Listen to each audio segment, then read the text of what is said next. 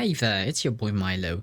Are you thinking about giving World of Warcraft a try in 2025? Well, I recently started playing the retail version of the game about a month ago and had to go through all the leveling and gearing process, so I thought I would give you a quick rundown of Azeroth. You've downloaded the game, click the big blue button in Battle.net launcher, and now you're probably wondering what to do next. Well, let me tell you. There's this thing called the Holy Trinity. It's like a trio of roles within classes or specializations that can either be a tank, a healer, or a damage dealer. You can see which class does what by just hovering over the class icon. If you're just starting out, I recommend picking a damage dealer. It's not the most challenging role, but it's probably the easiest one. That way you won't have to learn all the different mechanics and pulls when you're ready to try your first mythic keys. The game currently offers 13 playable classes with a total of 36 different specializations that define the role of your character. Classes can also differ in terms of the type of armor that you can wear. There are 4 armor types: cloth, used by priests, mages and warlocks; leather, used by rogues, druids, monks and demon hunters; mail, used by hunters, shamans and evokers; and blade, used by warriors, paladins and death knights. Another important choice is your character's race. Each faction has 14 different races, 8 of which are available from the start, and 6 that are considered allied races, which must be unlocked through various in-game activities. Each race has its own racial abilities and buffs. For example, dwarves get less frost damage and their critical strike is increased. However, if you're just starting out, it's best to simply pick the one you like the most. Keep in mind that not every race can play every class, so for example, if you choose a human, you won't be able to play as a shaman.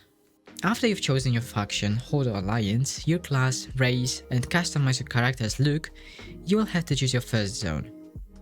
If you're a new player, you'll be forced to do the Exile's Reach, which is the modern way of leveling your character from levels 1 to 10. It's a great way to learn the basics of the game, like how to move, interact, attack, change your gear, add skills to your skill bar, use mounts, and more.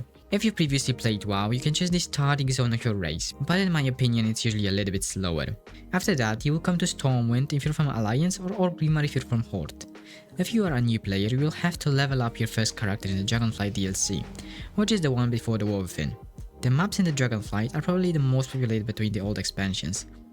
Here you can do the main campaign, all the quests, some dungeons, maybe some gathering or even crafting, but I would say that the main game starts after hitting that max level, which is level 80. If you buy the War Within DLC, you get a level 70 boost. But here's the thing, don't you ever use it on your first character. I think you should level your first char without using that token. Why? Well, the game is huge and you might end up getting overwhelmed if you jump right into level 70 without some basic knowledge, and that's likely why I bounced off WoW back during the Warlord or Jaina days. Now, the real game starts after hitting max level, and that's where the real fun begins. The endgame PvE part involves doing dungeon mythic keys, raids and delves. Dungeon raids are group activities, so you'll need some people to do it, but don't worry, you can always find people on the Dungeon Finder. Delves can be soloed, or at least that's how I feel when I do this kind of content with that stupid dwarf, but they can also be done in groups of up to 5 people. Also, the world is full of various activities. You can do world quests, pet battles, you can collect mounts, transmogs, or you can just simply try to monopolize auction house markets. By doing dungeons, raids and world quests, we fill the vault, which is probably your biggest chance for a gear upgrade each week if the RNG gods are on your side. Each week we get to choose 1 out of 9 different gear items for killing raid bosses, completing heroic, mythic or mythic plus dungeons, or doing delves or world activities. Now let's talk about the not so great things about WoW. The first one is you need the latest DLC to access its content, which is fair enough, but you also need to have an active subscription, which comes to around $15 or €30 for a month. If you don't have it, don't worry, you can always try the trial account. It limits your character to level 20 with some restrictions like not being able to use the auction house, mail or guilds, but it's a great way to try out different classes, do some quests and get a basic feel of the game. There's also an in-game way to get your subscription, which is to buy it for gold.